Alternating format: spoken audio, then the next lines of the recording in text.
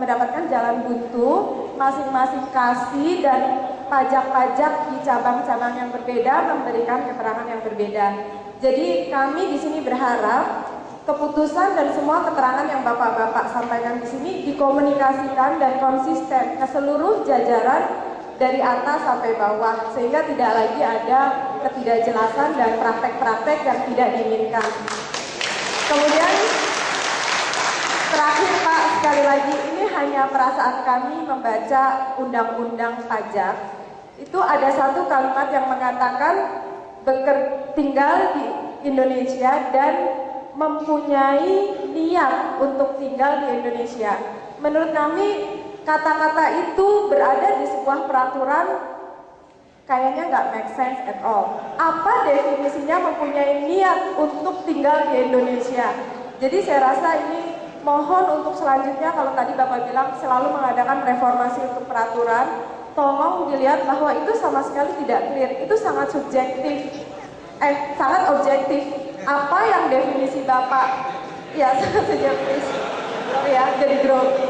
Ya, jadi apa yang menurut Bapak-bapak di Dirjen Pajak mempunyai niat tinggal di Indonesia mungkin berbeda dengan apa yang kita persepsi kita. Jadi kalau kita ditanya apakah Anda punya niat tinggal di Indonesia untuk menghindari pajak, kita bilang aja nggak punya niat. Jadi maksudnya kayaknya ukurannya sangat tidak jelas. Itu aja. Terima kasih Pak. Ini masalah pengukuran, apakah pajak Singapura atau pajak Indonesia, SGD itu dapatnya apa? Saya juga baru tahu ada SGD hari ini, dan orang yang hanya 6 bulan di Singapura itu kena pajak di sini, dan kalau mendapatkan SGD tadi juga SKD, loan.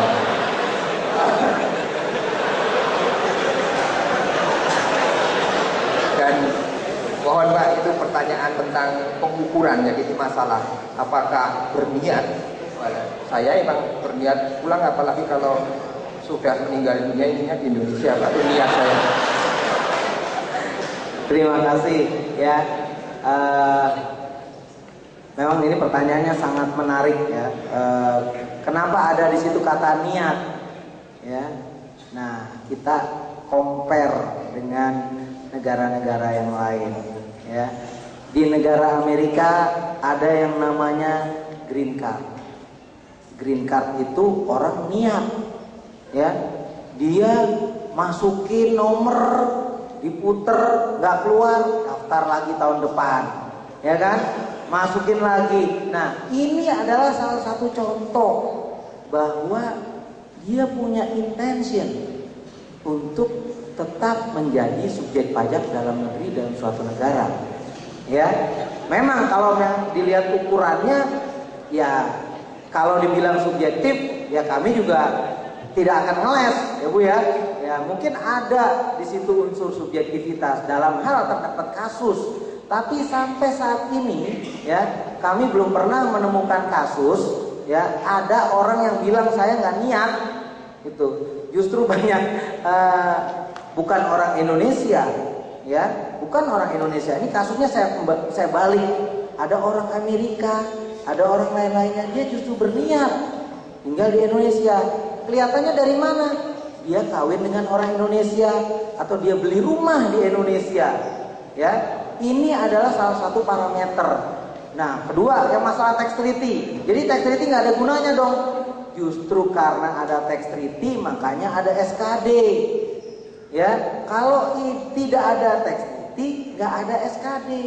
Dan SKD tadi teman kita yang kaos merah tadi itu mendapatkannya tidak mudah. Jadi saya nggak yakin kalau memang semuanya di sini punya SKD. Ya, itu pengujiannya bertahun-tahun. Itu bukan SKD. SKD ini surat yang tadi itu. Ya, itu bukan SKD. Itu KTP. Keterangan ini itu SKD untuk ini domisili penduduk di sini.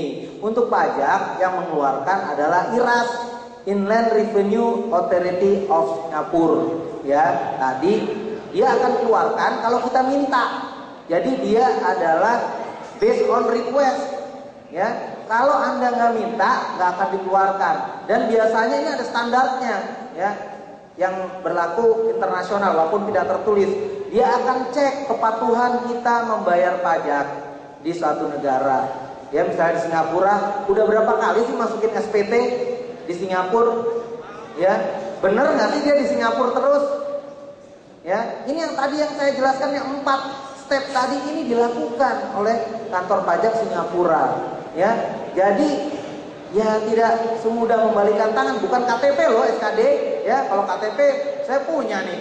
Ya, ya KTP bisa, orang bisa punya KTP. Ya, tapi SKD ini adalah surat keterangan cili yang dikeluarkan oleh kompeten otoriti pajak Singapura. Jadi tolong teman-teman jangan salah pengertian. Ini sangat penting. Ya, kalau Singapura udah bisa mengeluarkan SKD, saya yakin Bapak Ibu udah nggak bolak-balik lagi Indonesia Singapura. Ya, dalam artian gini Pak, jadi dia memang sudah terbukti dia penduduk Singapura gitu loh Pak. Ya, jadi kalau misalnya bolak-balik ya kepentingannya misalnya jenguk orang tua, ya kayak gitu-gitu Pak. Jadi bukan dalam arti dia memang ingin pulang, bukan, itu bukan SKD, bukan SKD. SKD surat tadi udah ditunjukkan, ya. SKD-nya surat yang tadi nanti akan di-scan oleh teman-teman dari kedutaan, ya. Jadi mungkin itu yang bisa kami jawab. Makasih Pak. Bapak di belakang.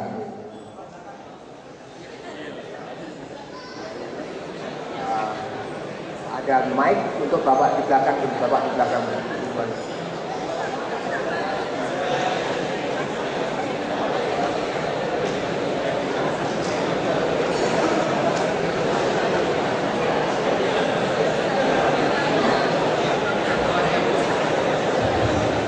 Oke, Assalamualaikum. Saya dari tadi kayaknya kita semua salah pengertian semua ya, salah semua. Dari tadi ngomong SKD kita nggak usah punya NPWP atau whatsoever lah, apapun itu gitu kan. Jadi kalau kita ngomong NPWP, perlu nggak sih sekarang saya punya NPWP? Kalau saya tadi udah kerja di sini, tadi ada contoh sebenarnya dari yang Mas ini udah contohin dengan gamblang gitu, tapi Bapak kayaknya nggak jawab dengan jelas gitu loh. Jadi ngomong SKD ngomong apa sih gitu loh. Tadi udah SKD saya nggak punya NPWP, semua tepuk tangan. Oke, tepuk tangan, tapi terus nggak semua orang bisa punya SKD. Saya nggak ngerti gitu loh, terus terang nggak ngerti gitu, nggak. Oke, sekarang dari contoh kasusnya Mas ini, Bapak tolong diselesaikan lah, saya nanti bayar berapa di Indonesia, bayar berapa di Singapura gitu loh. Apakah saya harus punya NPWP atau apa gitu Pak. Itu aja. Contoh kasusnya orang Mas ini gitu loh Pak. Itu aja. Saya nggak ngerti dari tadi gitu loh. Balik lagi nggak ngerti lagi. Sampai subuh apa kita mau ngomong di sini terus gitu. Itu aja loh. Sebelum dijawab Bapak-bapak dari Dirjen Pajak selaku moderator, saya mau agak kalem dikit Pak. Saya juga belum terlalu paham, tapi coba. Maaf Pak, mungkin masalahnya ini Pak. Maaf Pak. Ini mungkin masalahnya adalah perbedaan audiens. Mungkin 99% orang yang datang di sini itu adalah orang yang sebenarnya subjek pajak luar negeri. Tapi mungkin Bapak beranggapan bahwa ada sebagian orang di sini yang masih subjek pajak ke dalam negeri. Padahal enggak Pak, 99% saya yakin mereka adalah subjek pajak luar negeri. Makanya ada perbedaan ini Pak, persepsi gitu. Nah itu mungkin sebaiknya diluruskan gitu. Mungkin untuk kasus di mana orang yang orang Indonesia yang suka pergi ke luar negeri untuk misalkan menetap 4 bulan, 5 bulan, nah apa yang Bapak sampaikan itu berlaku. Tapi masalahnya orang di sini tinggal setahun, paling pulang itu Lebaran, Natal atau apa gitu. Nah makanya mungkin seperti ini di awal tuh itu dulu Pak, dijelaskan dulu biar sama-sama tahu gitu. Mungkin itu aja sih Pak, ada masing-masing ada beda ini gitu Pak. Pertanyaannya tampaknya memang sudah sangat teknis. Jadi tentang SKD itu juga kami semua masih baru.